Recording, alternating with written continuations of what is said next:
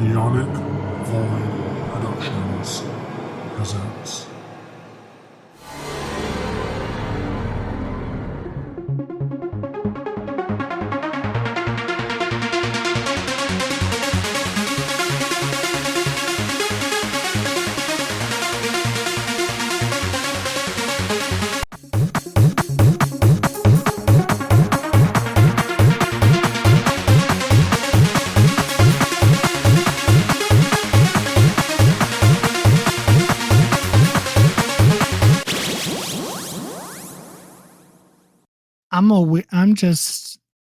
I'm just vibing in the void.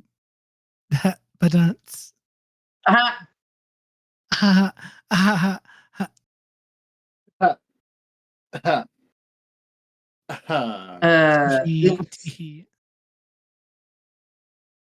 Anyway, so Laughing gay. what are we talking about today? Hi, welcome to Book Watchers, where We are literally Jacob is too gay to function. Squidward. We're too gay to function, and Jacob looks exactly like Squidward. Hi, how are you? What's good? What's poppin'? You know what? Damn. What? And what? And what? And what? You're done. I'm done. You're done. You're done. You're done. So anyway, welcome to Book Watchers, where apparently roasting friends is the norm nowadays. Sure, it's how we show love and affection. Yeah, it's also how we burn bridges. But anyway, so don't even. You were roasting me. You said some hurtful things to me. No, I said some accurate things to you. Just how dare you? The fact that they hurt means they're true. Damn. You know, ladies and gentlemen, it really be your own. It'd be your own group that'd be the most vile to each other. Because we know you're not vile, if you're not vile to your friends, are you really friends? If you can't really, if your friend asks you, well, do these pants make my ass look fat? And if you can't answer honestly by saying yes, then are you really friends? Your ass looks fat with a capital PH. No, your ass is just fat. Damn. More cushion for the pushing. So anyway. Oh my god. So anyway, aside from dragging Devin across the room, we are going to be reviewing the last book in the original trilogy of The Legend of Drizzt. Yay! Yay! Finally! After Squid Man, and then the maid that is from the other sector of NeonicVoid Productions. Hey, I don't know what you're talking about, Squid Man. You're literally the tentacle fucker of the group. Hey, they don't need to know that until we do kaijus and big monsters for Spook, okay? Hey, not monster fucker. Hey, if our viewers already know several dirty little secrets of mine because you decided to blast it all over the place, they deserve to know your fetish. Okay. That's not my. Okay, we're gonna leave it there. We're gonna leave it there. Wee woo, pineapple, petunia. Fucking. I don't like it here. I don't consent. Don't consent.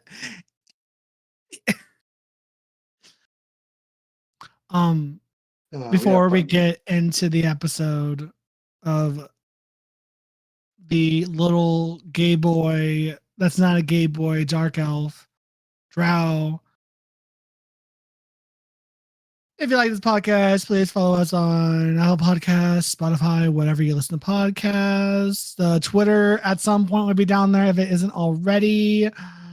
Hi, if you're on YouTube. Hi, how are you? Welcome. It's a shit show here. We love it here. You should too. Subscribe. And yeah. And you want if to you came here, and if you came here and realized you don't like it here, well, too bad. We've already locked the door. You can't leave. Yeah, you're stuck here. Get comfy, sis. You're our hostage now. No, this is not some weird thing. Don't worry about it. It's fine. It's fine. Because if you go out that door, you deal with unspeakable horrors of the void. And I don't think you want that. I don't think you want that. So anyway, so today we'll be talking about the goodly book of The Legend of Drizzt, Sojourn. And Which I did not read because apparently I can't read. It's fine. Which isn't Yeah, news. you can't play. That's not really news here. I mean, like, we've been running this podcast for what, almost 2 years now, and like, you have not read a single book that I've reviewed. So that's damn, nothing new. canceled. Damn. This is the last episode of Book Watchers. Canceled, deceased. I'm wiping it from the internet. Oh, you can't. this Damn. atrocity. Well, that's changing because I'm reading a Stephen King book, you fucking bitch. Yeah. Are you reading it, or is your boyfriend reading it? How dare you? What I do with no, I'm actually reading it. Thank you. I only did that with the first Ring book, which I'm sure we're going to talk about on here at some point. Don't shame me and my boyfriend's bonding experience of him reading to me. It's so cute and adorable. No, I'm not shaming you. How dare you? I think it's cute. I think it's cute. Bitch, me and my boyfriend freaking build Warhammer minis together. I have no room to talk when it comes to like the shit Nerd. that the bonding is, okay? It's true. Will I play it? No. Will I play it? No. Building it? Yeah, I'll build it. Painting it? Probably, yeah.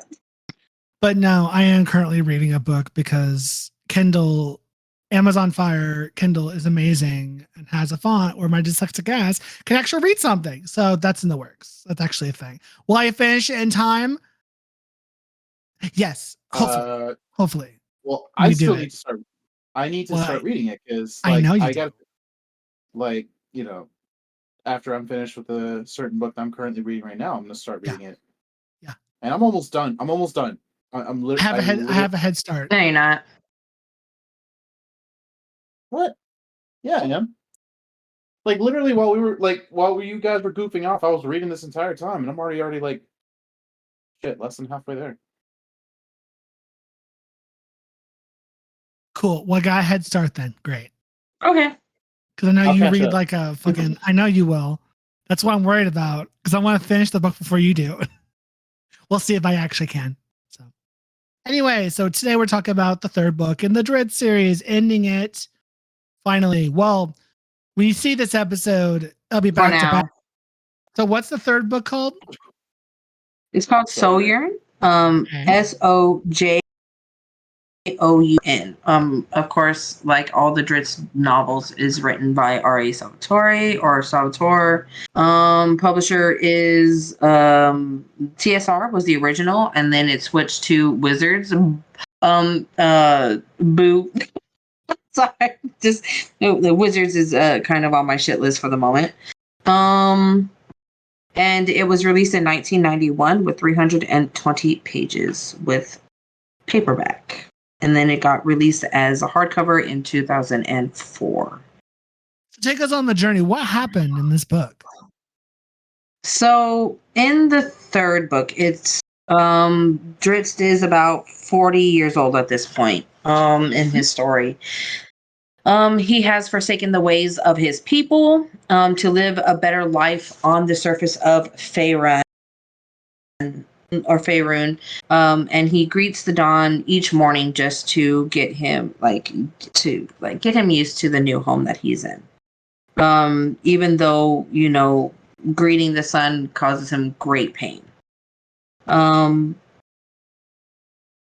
to Drizzt, the sun represents like his denial of the darker world of the Underdark, especially the city of Menzoberranzan, because of like how not only was in the Underdark, but the way that his life was while he was in the Underdark.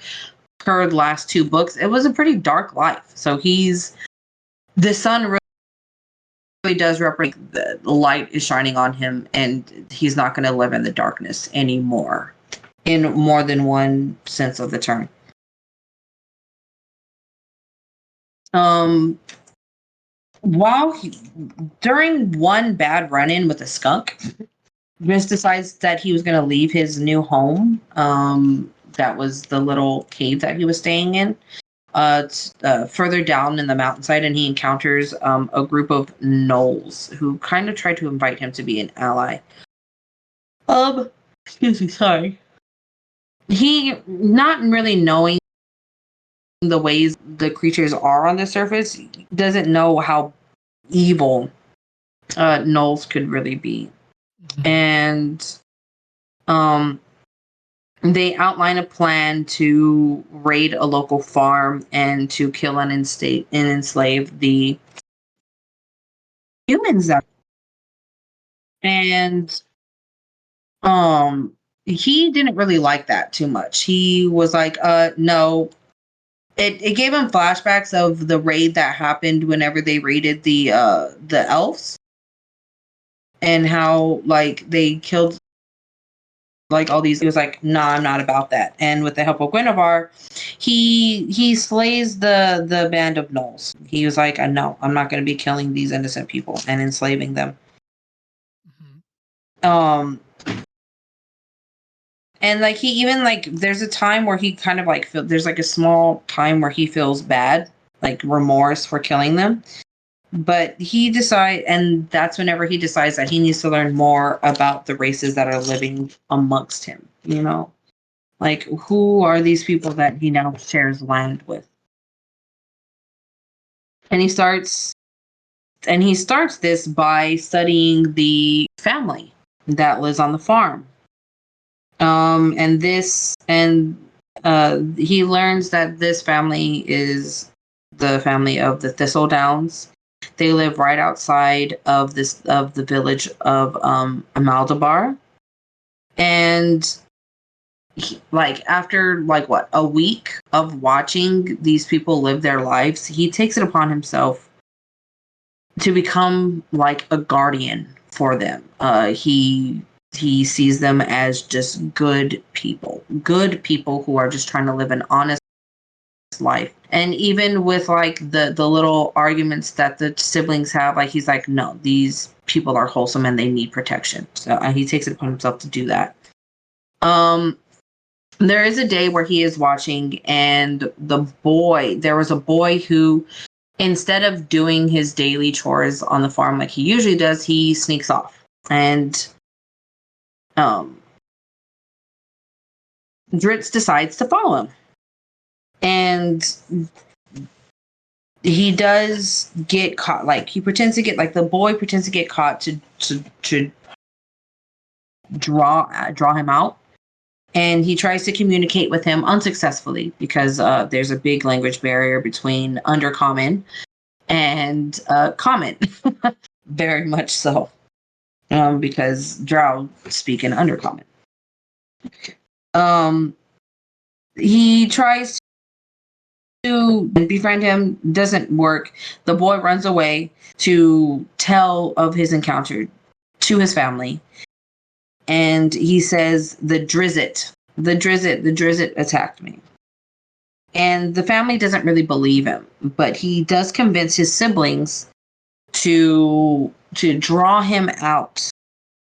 The little boy's name is Liam, by the way. And then the oldest boy, the brother, Connor, has like some knowledge and like recognizes that like after drawing him out, they make this huge old plan and are able to draw him out, and the rest of the siblings see him, and Connor, with a little bit of knowledge, does identify Drizzt as a dark elf, as a drow.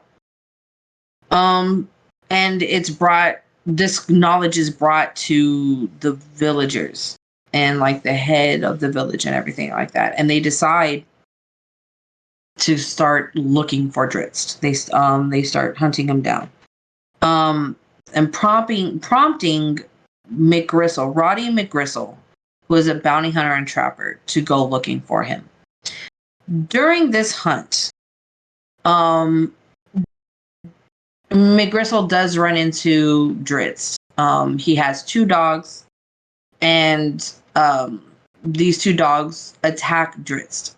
He sees that, like, Dritz sees that Big Gristle is a human, and he does not feel comfortable with hurting this human.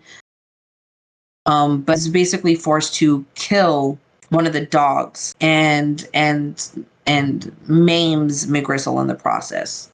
And there was a little bit of interference with a quickling named Tephanus. That, like, if quickling didn't interfere, he may have been able to not be detected by McGristle. Now this quickling is an ally of a bar guest named Ugulu.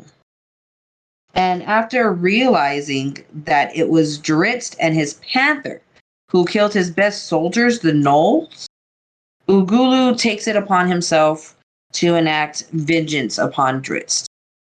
And at the same time, cover up his evil, nefarious activities within the region. So this bar guest shapeshifts into taking the form of a drow, and he goes to the farm, the Thistledown farm, and murders everybody, leaving behind the stolen scimitar that they took from Dritz and placing it there to basically place blame on Dritz himself. And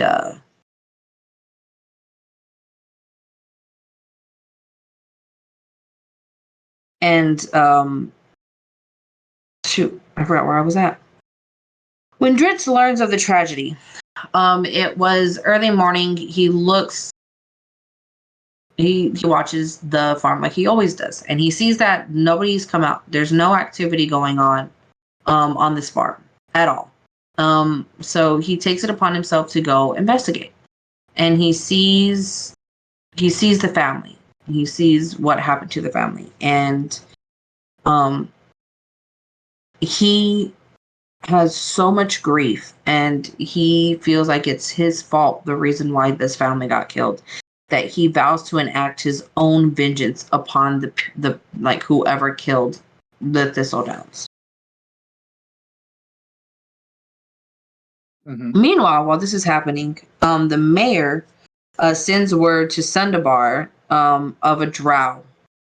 Sundabar is a bigger city, I believe, and they're telling him, like, hey, like, we have an issue with the drow, and we need help. And so Dove Falconhand, who is a ranger and chosen of Mysteria, and like answers the plea, the help. And so she leaves Sundabar with her companions, who is a human ranger named Gabriel, a male elf Lindil, and a human warrior named Darda. And she asks permission to helm dwarf friend, ruler of the city, to bring with her like the dwarf sage rock crusher, Fredgar rock crusher, to add him to the party. And so they go to Maldabar, and she has been told by everybody about, like, what happened, how he killed the people at the Thistledown, like he killed the Thistledowns. And they go and investigate what happened, and she studies all the evidence that's left behind, and she starts to doubt that Dritz is the one who does this. And like, I think another member of the party also voices this as well. Like, no, the way that these doors are broken down, it's not something that a drow would do. Or no, this is too sloppy of a kill. Drow wouldn't kill like this. They are more, for lack of a better term, graceful when it comes to how they kill people.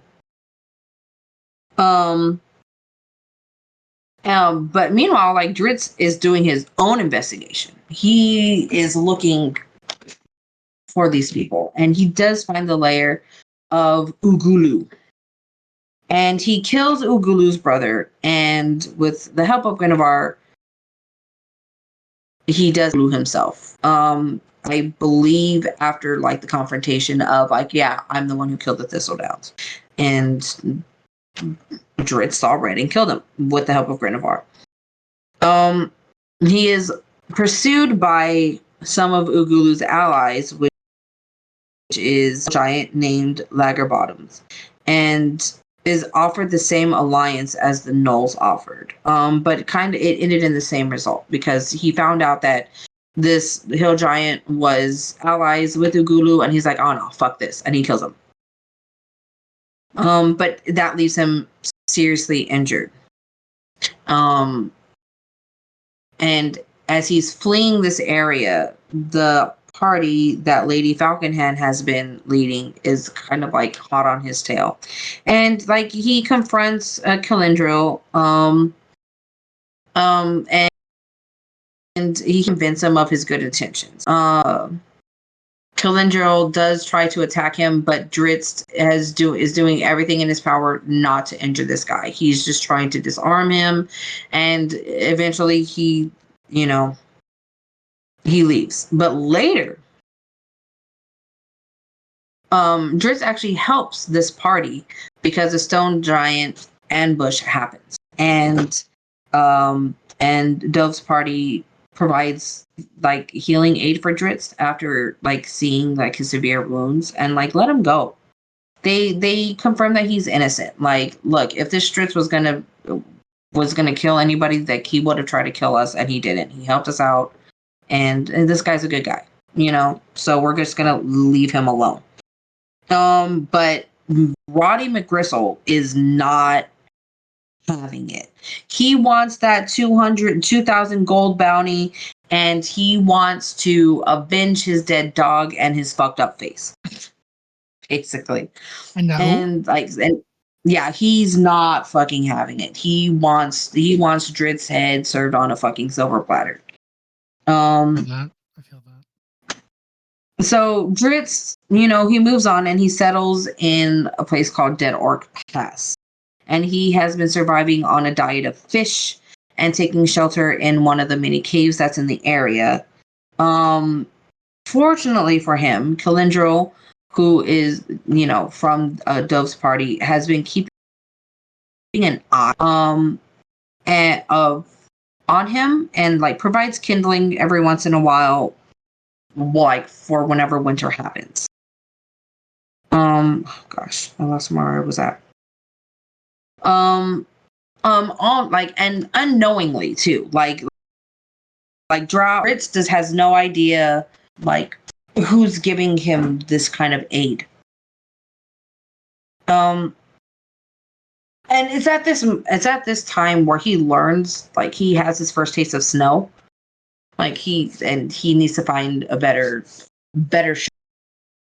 shelter. He cannot handle this kind of cold. And he ends up staying in the den with a grumpy old brown bear named Bluster. And he keeps him sedated basically by giving him, like he gives him some of the extra fish that he gets throughout the winter. And keeps him warm. And it's habitable in a way. And whenever spring hits, Dritz, the bear starts waking up, starts moving a little bit more, and Dritz is like, it's time for me to go. Like, I've stayed my welcome. It's time for me to leave. And he explores the other side of the river.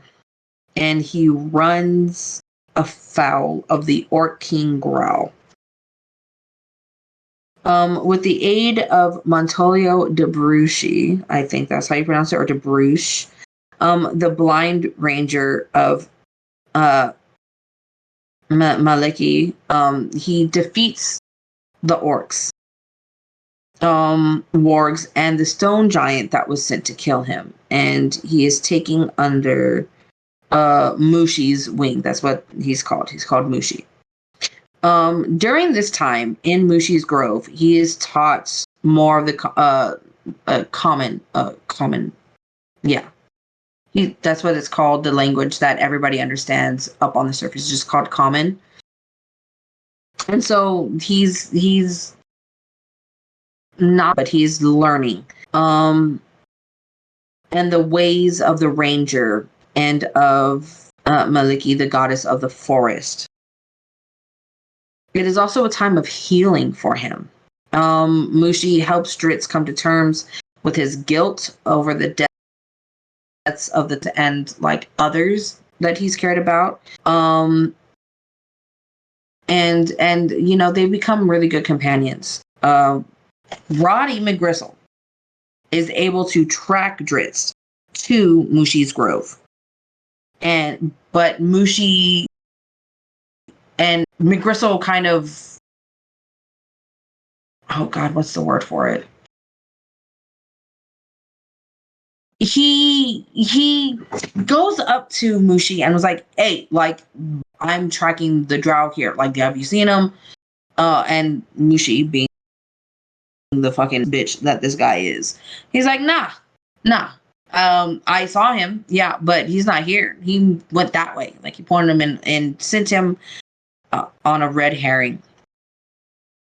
But Tephanis, that little quickling, wants Dritz gone. So he goes and he informs Roddy of Mushi's deception, on how Mushi lied, and that Dritz is being housed in, and that he's being trained by Mushi. And Roddy, being very fucking upset, goes and he makes a deal with Groll, who is the Orc King, and makes a battle plan to go and attack the Grove. Mushi has this little owl called Hootie, and Hootie tends to inform him of the happenings of what's going on within, like, the forests, of the woods, and everything. And so Mushi does get the warning, like, hey, the orcs are moving. And Mushi also hears all the chants and stuff, and he goes, that happens once a month, you know, like, it happens once a month. They do this, but it's a lot more crazier than usual. I think the day has come that he is bound to attack. Mind you, I don't think we mentioned this. This man is blind. He is a blind ranger. He cannot see, but he is insane. He's very accurate with a lot of, with all of his attacks, with him shooting things. He's a blind fighter. So Mushi and Dritz do prepare. Mushi's like, hey, it's going to happen tonight, you know? So let's prepare. And so they prepare and they defeat the orcs, and Guinevere kills Karok, who is a winter wolf. Kilindil and the group of his elven cousins actually also give aid to this battle. They caught wind of the orcs planning this attack, and they go and they help out. And afterwards, Kilindil captures Roddy McGristle and then begins the journey to Sundabar to have him tried for his crimes. But they made the mistake of leaving him tied up alone, and the quickling Tephanis goes and helps McGristle escape. But McGristle goes and he kills the elf. He kills the elf that captured him and buries him.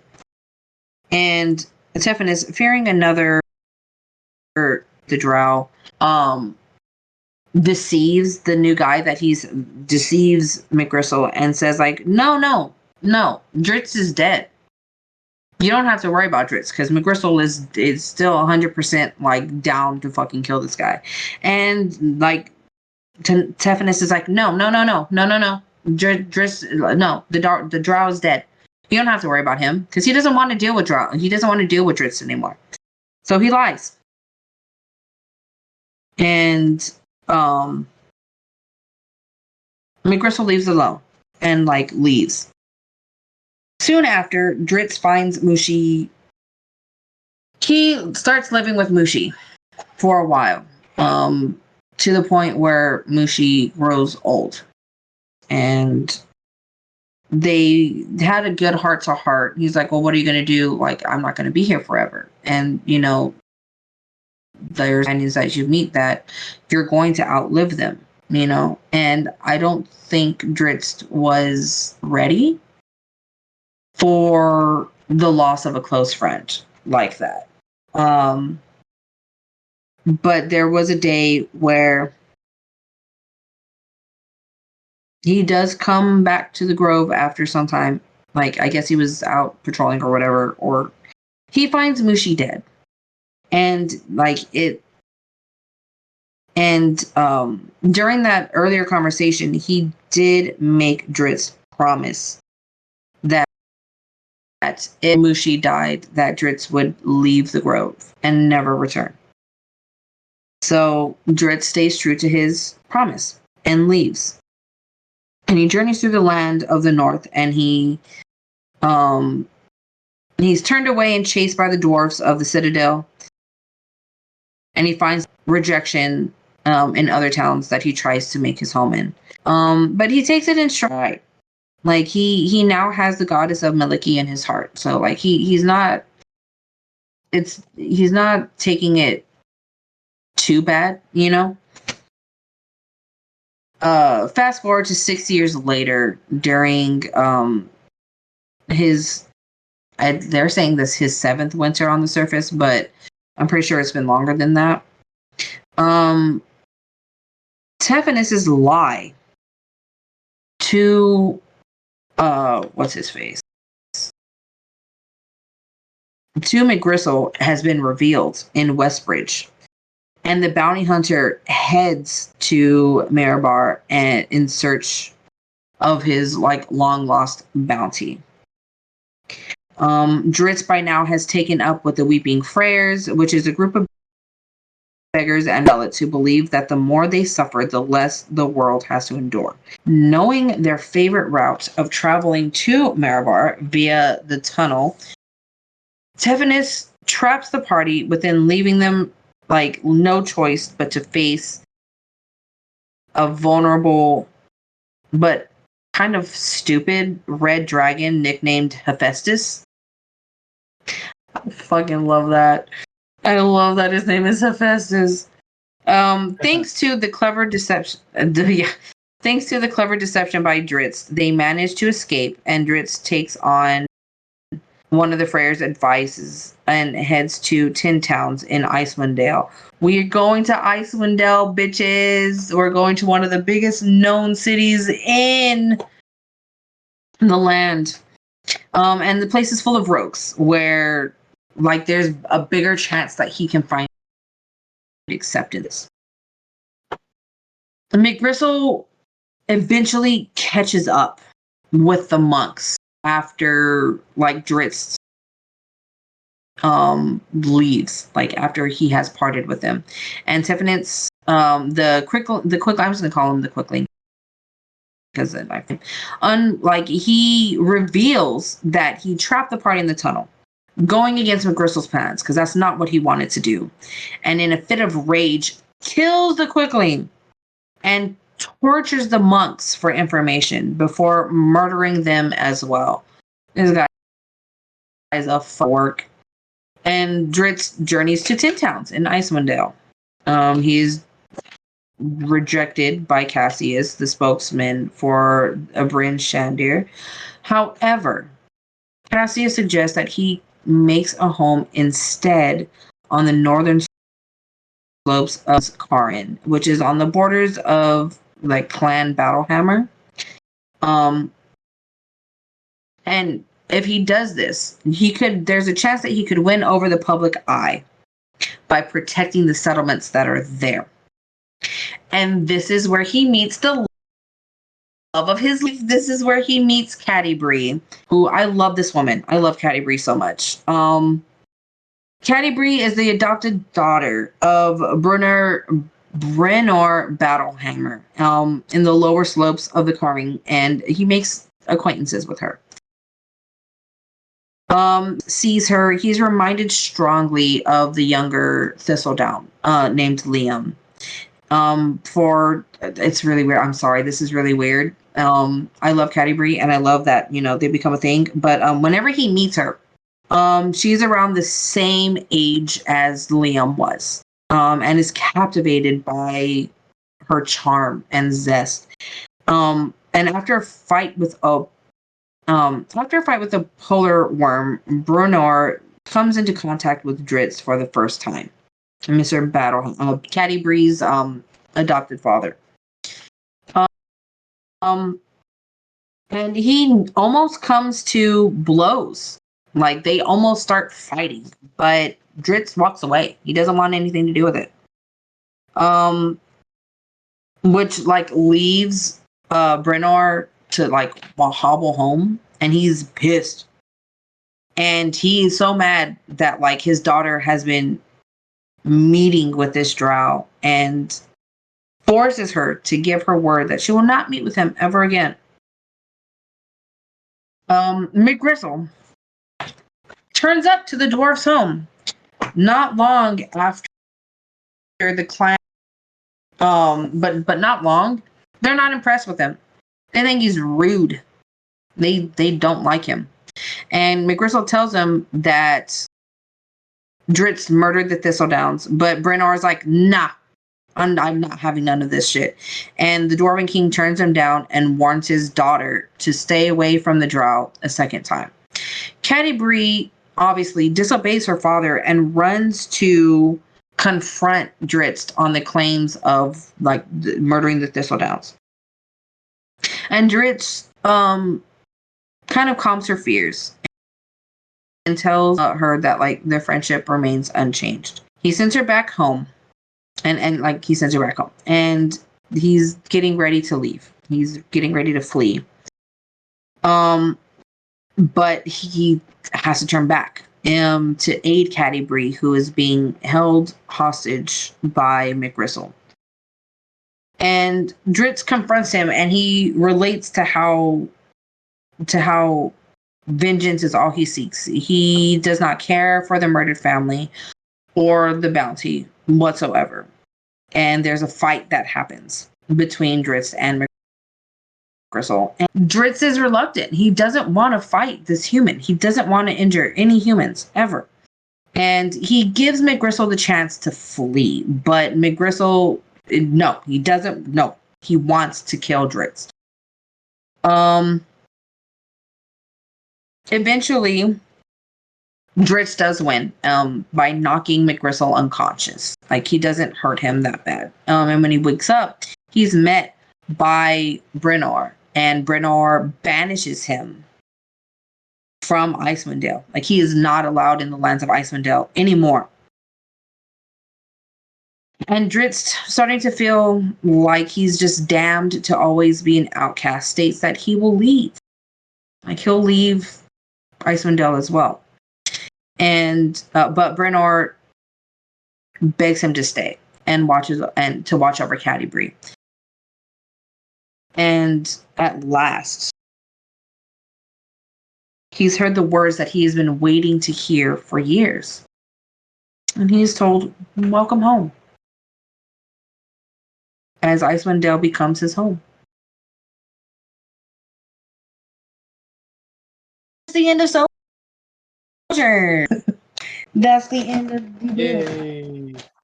Yay. Oh, Yeah. So there's a lot to look forward to. I'm not gonna lie, I haven't finished reading the book. wow.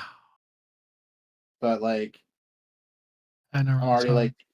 I'm already at the part where McGristle came looking for Drizzt at Mushi's castle, quote unquote. When you say McGritzel, Grove.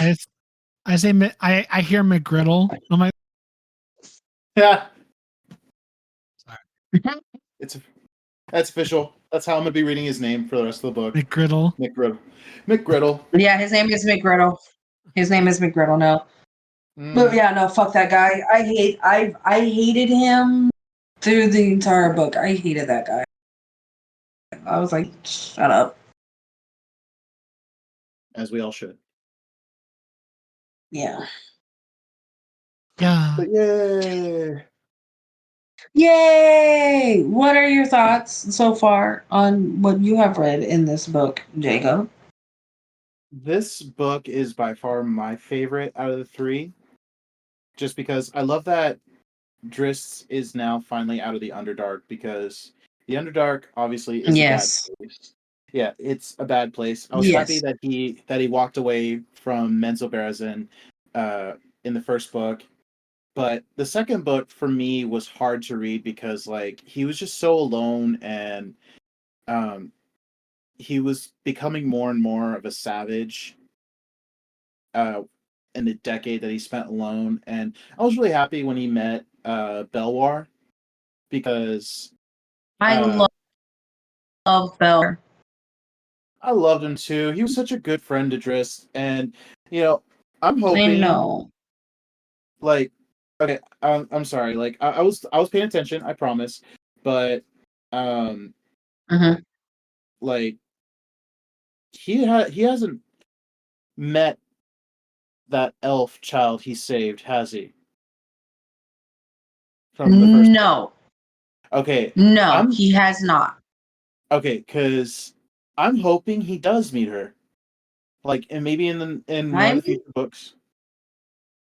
I'm hoping that too. I only know so much about the companions that he has just because like I've played Neverwinter, the MMO, you know? Mhm. So like Drizzt is someone that you run into. God, that bard dude. What's his name? We came about him not too long ago. Jesus Christ. Oh my god, what the hell is his name?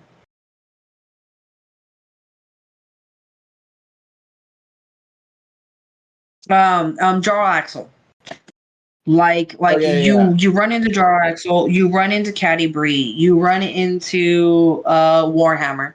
Like, you know, going through Icewind Dale, like you do run into them. You run into these people everywhere. Yeah. So like but I really hope that he does run like how he ran into a Belwar later on in life. You know, like after he basically gave him mercy. He saved Belwar's life doing that. So I'm hoping that he is able to see the elf. I'm not too sure though. I can't say for sure. I know that him and Cattybree become an item. I know him and Cattybree become an item. But that's as far as like spoilers that I have of his story. Yeah. And the next physical copy that I have is the one that my boyfriend gave me, which is like 26 books into 26 books later. So I have like 26 books I got to read before I even read this one. Yeah, I think I'm gonna go ahead So, and like I might just do it tomorrow. I'm gonna go to Barnes and Noble and see if I can pick up the next volume for this series. And after once I'm done with uh reading Fairy Tale, I'm definitely gonna start reading the next set of Driss books, because I'm obsessed. I love this book so far. I love yeah, uh no, I it's such a good read.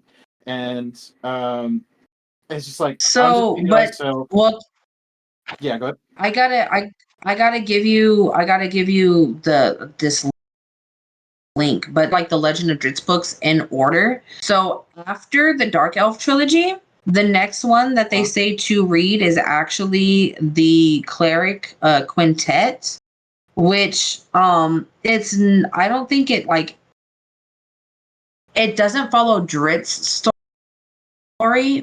These next 5 books in general are very like they're all connected. They're all part of the same world, and I think like Dritz does get mentioned in in these 5 books. Let me see. So hold on. So, the Crystal Shard, book 4 in the Legend of Drizzt series, was actually the first book written. And the subsequent books in the series, Streams of Silver and the Halfling's Gems, were all written before Homeland, which is book 1 of the Legend of Book series. So these books that he comes out with, they didn't come out in chronological order, but we are reading them in chronological order. So if you prefer to read the books in order instead of in publication, oh my God, we did not go in order. We have to start with the Crystal Straw, instead of the order publication, start with the Crystal Shard. Read the whole trilogy and then go back to the Dark Elf Trilogy before continuing with the rest of the series. So I think the next ones that we need to read are the Crystal Shard.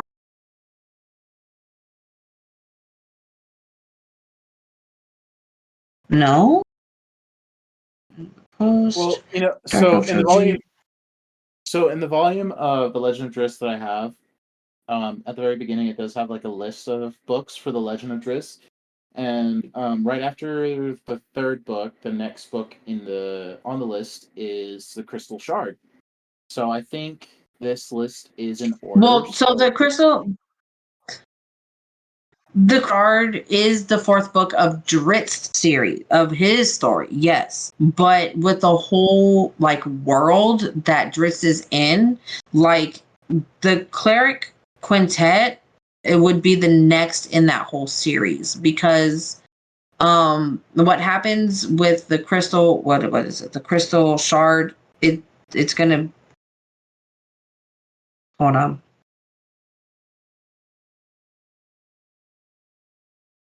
So, the Cleric Quintet is not included in the Legend of Drizzt series order when the Wizards of the Coast recovered books and relisted the series. Strictly speaking, the Cleric Quintet aren't Drizzt books, but Catterley makes a cameo in the Drizzt series. So this cleric makes a cameo, and the person they're saying it's essential for reading the books. You need to read these 5 books next, because it's essential for what takes place later in the Drizzt series, why this person is so important. Unless you don't want to do that and you just want to do the Drizzt series, then the next one would be the Crystal Shard. That's gonna be tough because I want to read them. I want to read them So, all. I want to read them. Okay, all. so it says, I do too. It says publication order dictates that you read them immediately after finishing both the Dark Elf Trilogy and the Icewind Dale Trilogy, but before you start the Legacy. This will help you understand Drizzt and Catterley better when the characters cross over. So, okay, so it's saying we do the Icewind Dale trilogy next, and then we read the quintet. Okay, so then Crystal Shard, Streams of Silver, and the Halfling's Gem. That's the Icewind Dale trilogy. Okay, cool. Well, hopefully Barnes & Noble has that trilogy available, so I can just pick it up. God, how much did I spend on this one? Oh, it's $20. Actually, that's not bad. It's not bad. I have 20 books on audio for audiobooks. So I've been listening to them. I want the physical copies eventually though. Yeah, if I can't find the physical copy, I'm probably just gonna start buying them on Kindle because they're probably gonna be a lot cheaper. Yeah, probably. Here, I'm just gonna copy this link and I'm gonna send it to you. Send it through Discord so that we have it. Because on the bottom of this this article, it does have the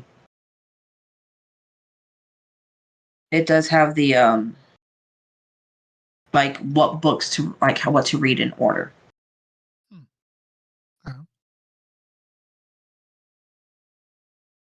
I don't know. I'm looking forward to it. I'm looking forward to the next 3 books. And going forward, with the recordings of the reviews of this, or just telling the story of it, we're going to be going like in sets of like either, you know, the next 3 or the next 4 or the next 5, like in the series. We're going to be reviewing the series because there's so many of them. There's over 40 books, y'all. There's over 40 books. I'm not doing 40 separate episodes, so. Yeah. And it gives us time to actually read the books. So Spread out a little bit. Yeah, we're gonna take a break. Yeah, from it's spread it out a little. Yeah, we're gonna spread it out. We're gonna take a break from the Driss novels because there's a lot, and also we haven't read them all yet. So, yep. So we're gonna be going back to some other books. We're gonna go back to reviewing other Stephen King novels. Devin, do you want to go ahead and review The Shining next? Yes, Or we can review. We can do The Shining. No, can you wait? Can you wait? Wait on The Can you Shining. wait? Yes. Sure. Okay. We can review that and maybe. Oh, okay. We'll give The you 2 reason weeks. why I'm asking. Uh-huh. No. Asking is because I'm going on a trip to Colorado and I'm going to be staying at the Stanley Hotel. It's not going to be anytime, like this is going to be within the next few months. I don't know exactly what the exact date is, but I know it's before November. But we're going to Colorado and we're going to be staying at the Stanley Hotel. Oh, so you want to record while you're at the hotel? Oh, that would be cool. But no, well, what I want to do while I'm at the Stanley Hotel is I want to record my experience there. Like we can add it to Spook as well, because I know that there's going to be a time we're watching the movie The Shining. I just feel like it fits. It just fits because he wrote this. We could join it together for one whole week it's The Shining, the book, the movie, and The then Shining go into marathon. Yeah, for a whole week for book watchers and Spook, it's just The Shining for 1 week. That'd be so cool because like I said, I want to record my experience while I'm there. You know, like we're looking into getting one of the haunted rooms, and like they give us the electric the EMTs I don't know, the electric the ones it measures the electric magnetic fields, the EMF detectors. There we go. Yeah. I had to walk myself through that. Like the EMF detectors, and I have a spirit box as well and stuff like that. And so like for me to like I can record what's happening while we're there. And then like dude, he wrote the book in this hotel. Like I can't wait. I'm so excited for this trip, y'all. But all right. Well, we can go ahead and I'm looking forward to that. Then we can go ahead and put off the Shining, and then next week we can just go ahead and do Salem Slot. We haven't done that one yet. Yeah, we can do Salem's Lot. Especially since there's like a bunch of vampire movies coming out. Like Renfield just came out. That's on Max right now, isn't it? Yes, I think so. All right, I'm gonna watch it today. Get ready for manipulation. And then also next month on the 11th, the Last Voyage of the Demeter is coming out. And I'm looking forward to that. I saw the trailer for it, and I'm like, yes. Since we're doing The Last Stand, I'm gonna cut this part out. We should go ahead and do Dracula afterward. Ooh. While we have time, while we read the fairy tale, do the original Dracula story. If you want me to front run that one, I have read the book for Dracula. Yeah, you can do it. I've read it too, but you can do it. Okay. Hey, dude, vampires. Like let's just do a bunch of let's just do a bunch of vampire themed books. I can think of a few. I've read a few. I gotta look through my. I'm down. We could do Camilla, the first vampire story, Vampire Lesbians. Wait. Do I have that book? Because I haven't read it yet. I need to get it. I want to get it at Barnes. It's at Barnes and Noble. I want to get it though. But it's a hardback. It's a little itty bitty book. It's a novella. It's a little pricey, so I'm like, I haven't gotten it yet, but I fucking want to so bad. All right, So then. Well, for the next month or so until that next vampire movie comes out, we're gonna be doing vampire themed books. Yes. Ooh, Let's do it. that's gonna be Oh, hell yeah. It's it so is. much fun. Yeah. All right. Well, anyway, let's go ahead and end things here because we've been recording for a while, and my Yeah. stomach has been like getting mad Yeah. at me because it's like, feed me, feed me. So thank you guys for listening to today's episode and catch us next time as we talk about Salem's Lot. Until then, bye. Bye bye. bye.